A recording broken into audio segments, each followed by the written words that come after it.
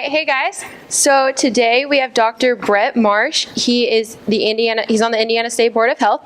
Dr. Marsh serves on the as an Indiana State veterinarian. He is responsible for all statewide animal health programs as well as providing industries. He is the past president of the Indiana Veterinary Medical Association and the United States Animal Health Association. He has received Distinguished Alumni Award from both Purdue College of Veterinary Medicine and Purdue College of Agriculture. And today he is here to talk to us. Good afternoon to you all. Can you hear me?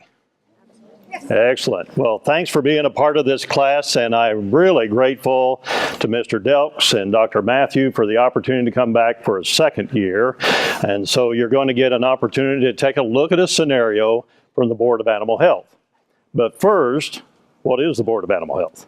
What are we all about? As you can see from the slide, I'm the Indiana State Veterinarian, and I'm appointed by an 11-person Board of Animal Health. Next slide, please. And this is a listing of some of the goals and activities of the agency. Those 11 members appoint me as the state veterinarian with the approval of the governor.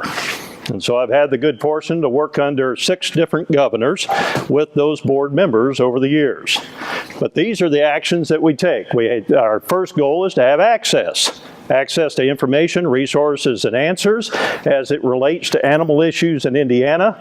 And as was mentioned during the introduction, we also do meat inspection, dairy products inspection, and we'll talk a little bit more about our animal care role.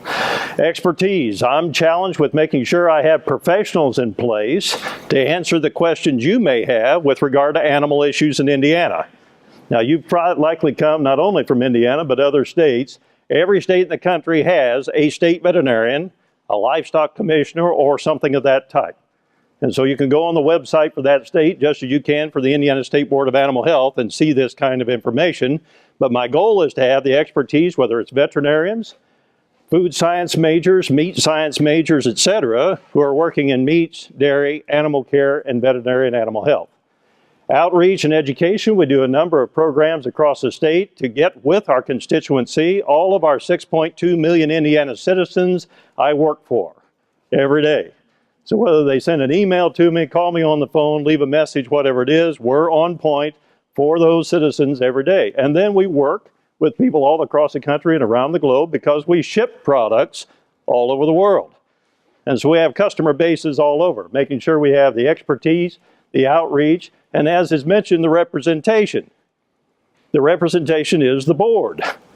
And any one of you could be a board member, and therefore you'd be my boss.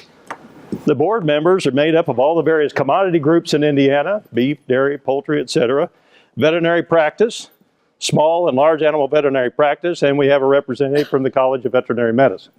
So the 11 board members. Representation, and each of those individuals, if you happen to be the beef cattle representative, for example, you host your own advisory committee. So if there are particular issues in the beef industry, you can convene your group to talk about what we need to do next for the beef industry on that particular topic. And then responsiveness, we have to be able to do something when something comes up. And we're going to talk about one of those somethings in just a moment. Next slide, please. Animal health, of course, is a cornerstone, as the agency's name suggests, the Board of Animal Health. We've been around for over 140 years as an agency, and so we've been involved in animal health programs. I've listed pseudorabies, tuberculosis, etc. Food safety, we've become increasingly involved in food safety, whether it's our meat and poultry or our dairy inspection programs. We provide on-farm dairy inspections for about 1,000 grade A dairy farms, in addition to the processing plants across the state. So it could be fluid milk, ice cream, yogurts, etc. We get into all those. Emergency preparedness. We're going to talk about, in our scenario today, emergency preparedness. What do you do when things don't go right? Animal issues and disasters is a course that we teach and host. And of course, under our whole emergency preparedness, in today's day and age, we always have to think about the potential of bioterrorism. That someone intentionally infected populations or intentionally infected or contaminated food products. And then animal care. We do have livestock care standards for the state of Indiana. And I also mentioned the dog breeders because we've all heard about puppy mills. Well, we have standards in Indiana in collaboration for the Center of Animal Welfare at the College of Veterinary Medicine, collaboration with the College of Agriculture on how to best care for pups so that they become better companions in homes. And so we work on all those various areas. What is an FAD? This is our scenario, a foreign animal disease. A foreign animal disease is not found in the United States, but it may be endemic in other parts of the globe. If I were to put up a map up here of the world, 4/5 of the globe is covered with, if we put it in red where foot and mouth disease exists, 4/5 of the globe is covered with foot and mouth disease. We've not had it in the United States since 1929, but we know it exists in large areas of the world. And the potential for it to come into the United States certainly exists every day. So that's an example. In our scenario today, we'll talk about African swine fever. Big topic now if you happen to be in the pork industry, right? It's been in Africa, now it's in Europe and Eastern Asia, and then it made this huge leap to China. So we have a number of African swine fever cases going on in various provinces of China, and that becomes a big deal for the U.S. pork industry because there's a lot of exchange of personnel, interest, equipment, feed materials, et cetera, with China. Classical swine fever was formerly known as hog cholera, but it's another foreign animal disease that would be a big deal for our Indiana and national swine industry. And if we suspect one of these problems, then we have to investigate. And that's what we're going to do today. So what do we do? How do we respond when that phone rings? And I don't know how it is for you folks, but the phone always rings about 4:30 on Friday. And if they called about 3 o'clock, I say you're too early. It's supposed to be about 4:30 on Friday when these calls come in, when things aren't right. Next slide, please. So I don't know whether you can really see this well or not, but the notion is that there are diseases out there that look exactly the same. You can't tell by looking at them. So if you're a production manager in a sow unit, in a nursery operation, a finishing floor, et cetera, or if you're in a cattle operation, whatever it might be, we're looking for those ADRs. Do you know what ADRs are? Yes. Something ain't doing right, right? You're looking for the ADRs, things that are out of the ordinary. What's unusual? When I talk to my wife's preschool class and I take a dog with me, and these young children, even at 3, 4, 5, 6 years of age, an ADR to them is, Sam the dog didn't eat breakfast this morning, right? And Sam always eats breakfast, right? Well, the same sort of situation for us. You go into the swine barn, something's not right. I'm seeing blisters on snouts, vesicles on snouts, erosions at the coronary band on hooves, lame pigs, mortality, unusual mortality. But the reality is, next slide please, you can't tell between foot and mouth disease, African swine fever, or Seneca virus A. They all look the same.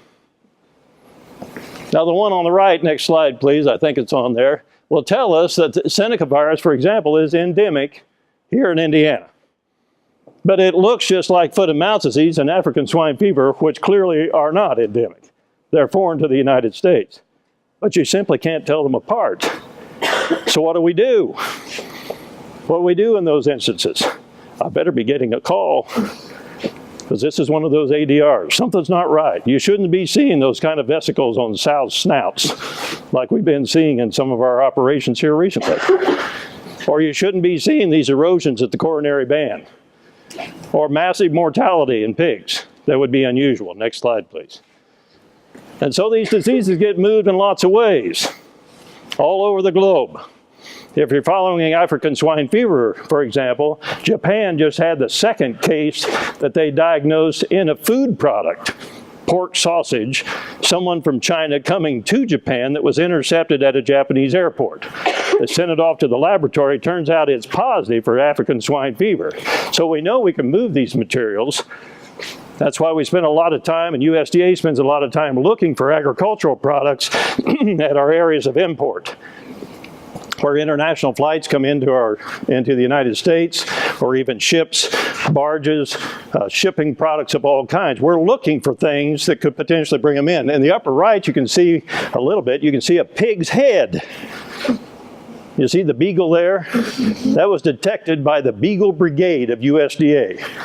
They trained dogs to sniff out agricultural products in luggage, and it found a pig's head. So anything can be here, and it could be here right now. If you ever get an opportunity, it's close by. If you ever get an opportunity to go to O'Hare Airport and ask them to see behind the scenes, follow the dog, because they have dogs, and they go all the way through the luggage at the inbound luggage sites and what have you. And when they detect something, what's a dog do? What's the dog trained to do? Sits down. It just sits down by that piece of luggage, and the lady said, "Isn't that the nicest pup you've ever seen?" And the reality is they've been had. They've been caught. There's something in their luggage. It's an apple. It's a flower. It's a pig's head. Could be anything, but it could be something that's bringing pests or viruses into the United States. A lot of work on feedstuffs. The middle part of the upper part of the slide there. So there's a growing body of evidence that we could be moving these viral agents in feed.